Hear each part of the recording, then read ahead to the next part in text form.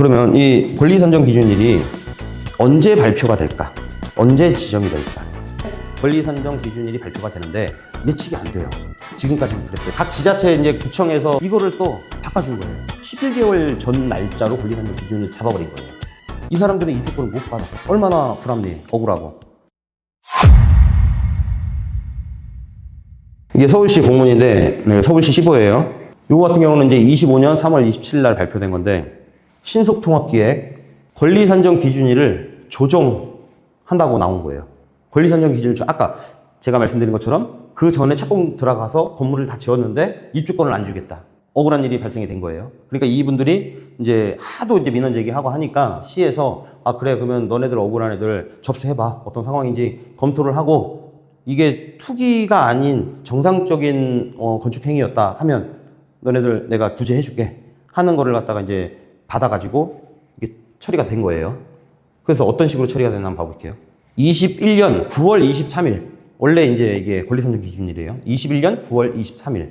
근데 이게 4개월 뒤로 22년 1월 20일 날로 변경이 됐어요. 그리고 뭐 이런 것도 쭉 마찬가지인데 지금 이거 같은 경우 1차예요. 그러다 보니까 뭐 개수가 지금 하나밖에 안 나왔고 2차가 이제 문제라 그랬죠. 2차 공모가 억울한 사람이 너무 많아. 엄청 많아요. 근데 지금 여기 같은 경우 보면은 22년 1월 20일 이거 다 22년 1월 28일이에요. 2차 권리선정 기준일이 그냥 임의로 딱 정한 거예요, 얘네들이. 그랬는데 얘네들 같은 경우는 야 이거 봐요. 22년 1월 28일 날 권리선정 기준일이 지정이 됐는데 민원 제기하니까 23년 6월 12일로 바꿔줬어요. 권리선정 기준일을. 약 1년 7개월가량 뒤로. 요거는 조금 그래요. 뭐 건물 짓는데 지금 뭐 이렇게 오래 걸릴 일은 없는데 1년 17개월, 1년 5개월을 갖다 뒤로 밀어줬어요.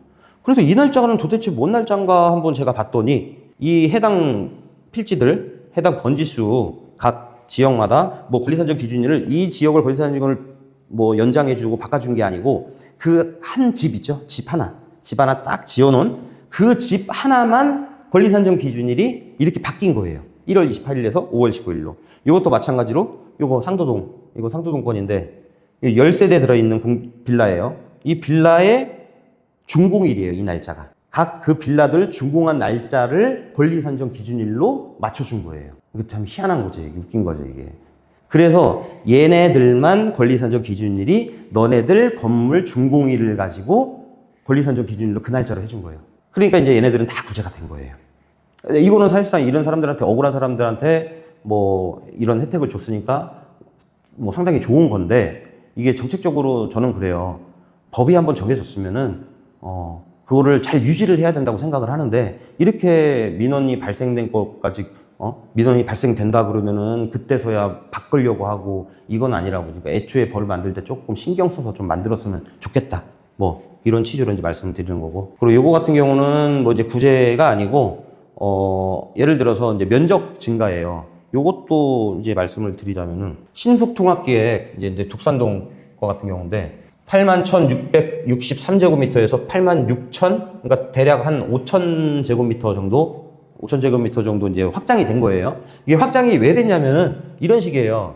이게 모아타운이고 신속통합기획이고 주민이 우리가 그려서 시에다가 구청에다 제안을 하는 건데, 예를 들어서 막 이렇게 땅이 이만큼 있으면은 우리가 이거를 이만큼 반듯하게 이렇게 그려가지고 구역계를 접수를 하면 좋은데 누가 여기가 막 동의도 안 나오고 얘네들 반대도 심하고 막 문제될 것 같아. 빨리빨리 안 될 것 같아.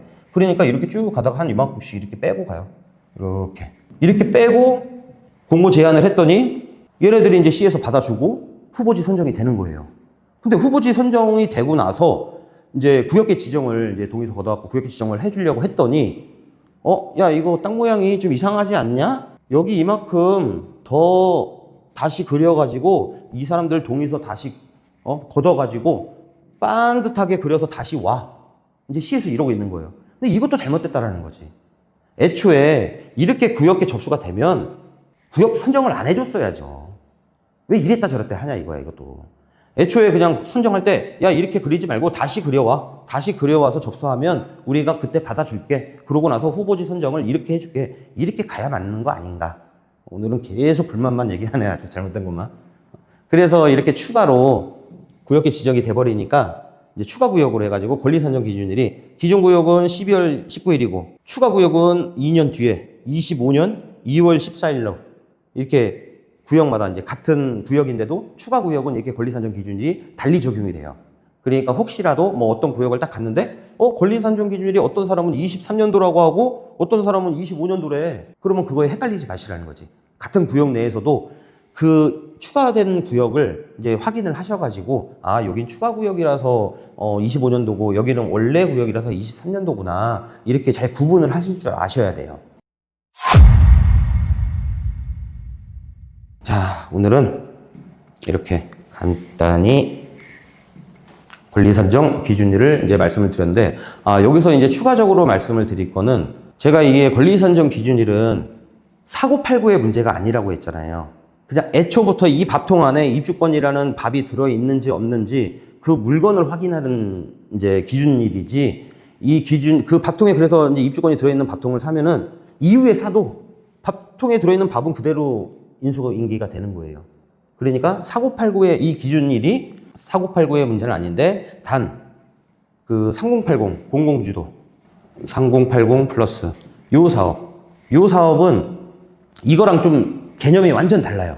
그래서 권리산정 그거는 권리산정 기준이 딱 잡혀 있으면은 그 이후에 사고팔고의 문제가 아니라고 했는데 이거는 사고팔고의 문제가 돼요. 그래서 이 공공주도 이제 공공 뭐 재개발이라고 하는데 이건 공공 재개발이 아니에요. 이 법 자체가 달라요. 그 제가 이제 정비 사업의 종류에서 얘기할 때 공공 재개발은 민간 사업이에요. 원래는 민간 사업인데 공공이 주도할 수도 있고 공동으로 진행을 할 수도 있는 게 공공 재개발이고 요거는 공공이 들어 있지만은 공공 주도 3080 요거는 이제 민간 재개발이 아니고 공공 재개발이에요. 공공 재개발. 근데 공공 재개발 또 헷갈리네. 공공 재개발 요거랑 공공주도 3080 요거랑은 다른 거예요. 다른 거. 공공 재개발은 민간 사업 쪽이고 이제 공공주도 3080은 요거는 이제 법 자체도 공공주택특별법 요거 하에 이제 이게 개발 방식인 거고 이 공공 재개발은 도시및 주거환경 정비법 도정법상의 재개발 방식이에요. 민간 재개발. 그러니까 이제 다른 거예요. 그래서 요거까지는 다 이걸로 판단이 되는데 이 공공주도 3080 요 사업은 권리산정 기준일 이전이냐 이후냐 취득일을 따져요. 또 그러니까 그거랑만 좀 헷갈리지 않으시면 됩니다. 요거는 사실상 이제 뭐 흔한 케이스는 아니니까. 그런데 이제 요번에 8월 1일부터 권리산정 기준일 이후에 취득하면 입주권을 안 줬어요. 취득이에요. 이거는 좀 헷갈릴 수 있는데 좀 몇 번 돌려보시면은 제 말이 무슨 말인지 이해는 하실 겁니다. 입주권을 이제 얘는 권리산정 기준일 이후에 취득을 하면 입주권을 안 주는데 요번에 이제 8월 1일부터 이제 법이 개정이 되면서 이제 조금은 숨통을 트이게 좀 해줬어요. 무주택자가 1회에 한해서 이 지역 구역 내 물건을 권리산정 기준일 이후에 취득을 하더라도 입주권을 주겠다. 1회에 한해서. 요거 한 번은 이제 주겠다라고 해서 좀 어느 정도 이제 혜택을 준 거죠.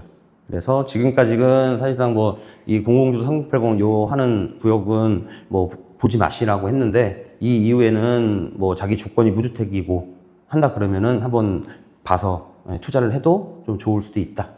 이렇게 보시면 됩니다. 자, 그러면 오늘도 딱 필요한 지식만을 아주 쉽게 해드리려고 했는데 내용이 조금 뭐 정신은 없죠. 근데 요거는 한번 차분히 한 2번 정도 시청을 해주시면은 아마 약간은 이해가 되실 겁니다. 여기서 뭐 외울 부분은 뭐 특별히 외우기보다는 이해만 하시고 그리고 등기부 등본 뭐 요즘엔 등기사항 전부 증명서라고 이제 명칭이 바뀌었는데 뭐 등기부 등본, 건축물 대장, 토지 대장 이런 거를 기본적으로 부동산에 이제 투자하시는 분들은 제가 뭐 많이 알 필요 없다라고 계속 얘기를 하는데 그 정도는 좀 아시긴 해야 돼요.